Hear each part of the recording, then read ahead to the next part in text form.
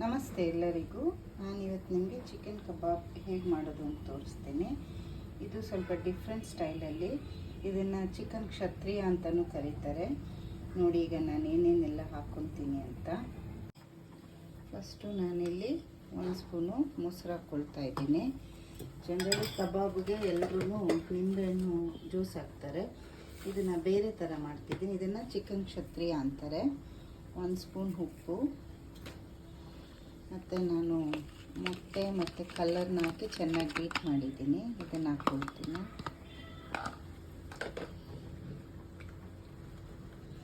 ಮತ್ತು 1 ಸ್ಪೂನು ಶುಂಠಿ ಬೆಳ್ಳುಳ್ಳಿ ಪೇಸ್ಟು, ಅರಿಶಿನ, ಮೆಣಸಿನ್ಕಾಯಿ ಪುಡಿ 1 ಸ್ಪೂನು, ಮೆಣಸು ಪುಡಿ 1 ಸ್ಪೂನು, ಮತ್ತು ಜೀರಿಗೆ ಪುಡಿ 1 ಸ್ಪೂನು, ಗರಂ ಮಸಾಲ ಮತ್ತು ಧನಿಯಾ ಪುಡಿ.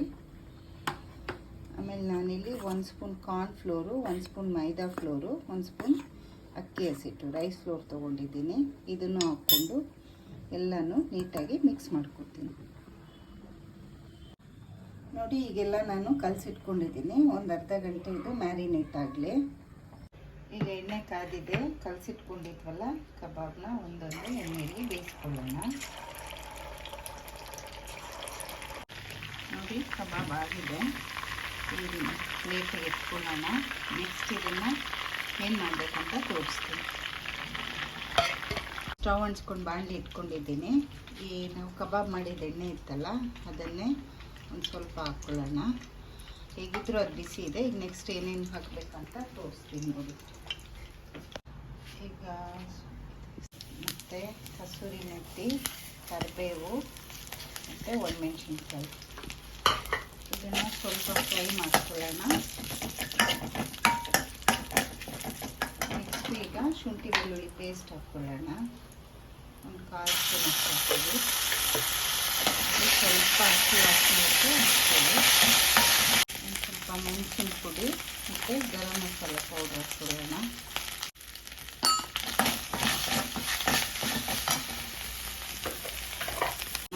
ಇದು ಮಂಗಳೂರು ಸ್ಟೋರಲ್ಲಿ ಸಿಕ್ಕುತ್ತೆ. ಇದೊಂದು ಕೂರ್ಗಿ ಹುಳಿ. ಇದು ಚೆನ್ನಾಗಿರುತ್ತೆ.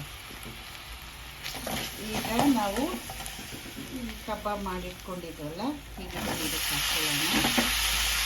ಚೆನ್ನಾಗಿ ಇದನ್ನು ಮಿಕ್ಸ್ ಮಾಡ್ಕೊಳ್ಳೋಣ.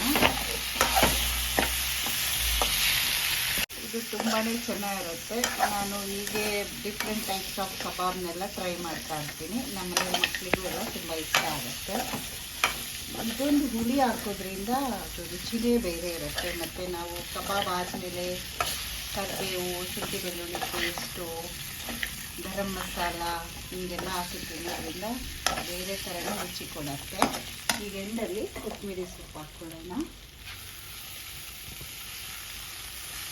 ಅನ್ನ ರಸ ಜೊತೆ ಕಾಂಬಿನೇಷನ್ನು ಬಿರಿಯಾನಿ ಜೊತೆ ಸಗತ್ತಾಗಿರುತ್ತೆ. ಒಂದ್ಸಲ ನೀವು ಇದನ್ನು ಟ್ರೈ ಮಾಡಿ.